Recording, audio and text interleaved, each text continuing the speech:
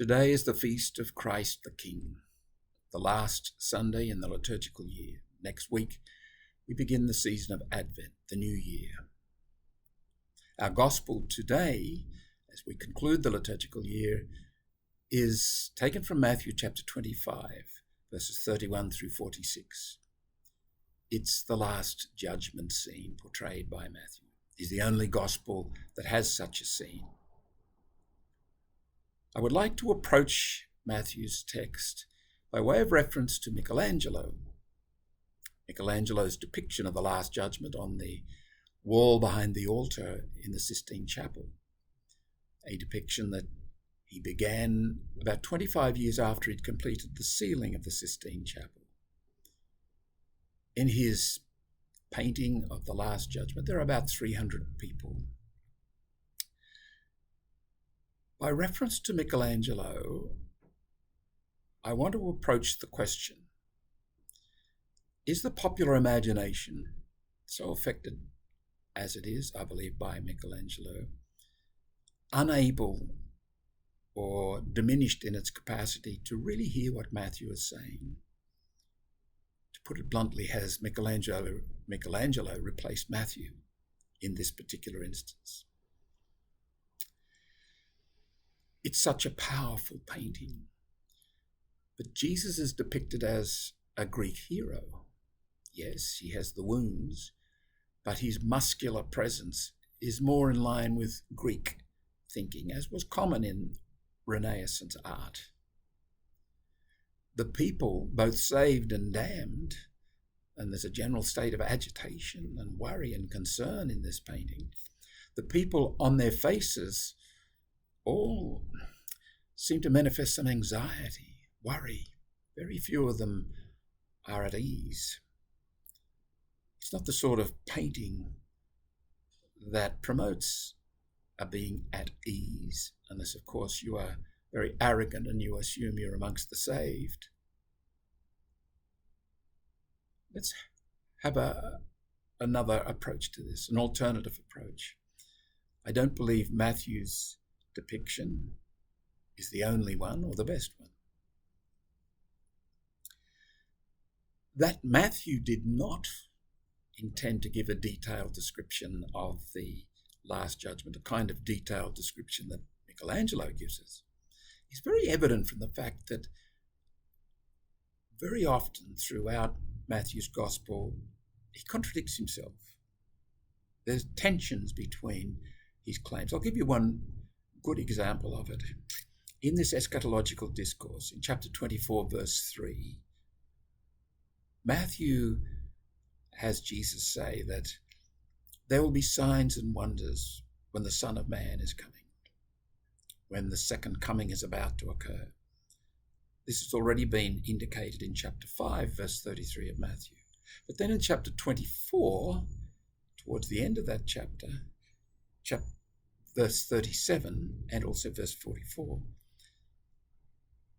Jesus says, the coming of the Son of Man will be sudden and there'll be no signs. Now, I don't want to make a special issue of the contradiction or the tension between these two claims or try and explain them away.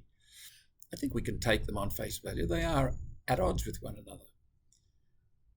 But I do think with these and other similar occasions in Matthew, we can come to the conclusion reasonably that Matthew wasn't interested in giving us the minutiae and the specific details of how things were going to happen. He had other things in mind. He belonged to a community mostly of Jews, but they were clearly affected by scholarly discussions that had taken place in Jewish circles at the time of Jesus as to how those who weren't Jews were to become part of salvation.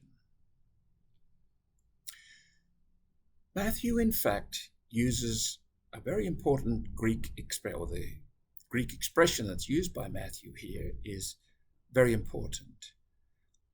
Panta ta ethne.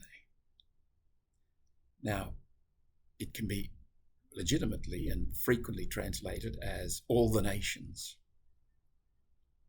Now, actually, it's used many times in Matthew's Gospel, 13 times or 14 times to be exact. And clearly its constant meaning is all the nations other than Israel. In other words, the Gentiles. Matthew is talking about the Gentiles in this judgment scene. That's an important, restricting, focusing detail. The scene in Matthew, depicted by Matthew, clearly has Christ at the center. Christ, who in fact is the vulnerable carpenter, not a Greek hero. Christ who preached in Galilee, Galilee of the Gentiles. And his message, his salvation, belongs to more than just those who've met Jesus or know of him. So we could ask the question of this text: is it a moral issue that is being played out here? That is, the values you enact in your behaviour will determine whether you enter the kingdom or not. Or is it a more concrete pastoral issue that is being played out? How do the non-Jews, who are not Christians, get into the kingdom and become part of Jesus' salvation? That second alternative seems to me to be a reasonable one. Such an interpretation lacks the spectacle and the drama of Michelangelo. It's not as exciting. But it may in fact be more real. It may give us a perception of Jesus that is not so terrifying as Michelangelo's, because Matthew's response, if it is the concrete pastoral one, how do the non-Jewish people who aren't Christians become part of salvation? Matthew's response is, it's not by theological orthodoxy. It's not by virtues as such, or generally. It's not by actually believing in Jesus. It's by love, practical love. Whatsoever you did or you do to the least of my brothers and sisters, you do to me. That's the key to the kingdom. Michelangelo may have produced a great work of art. I'm not too sure about its theological validity.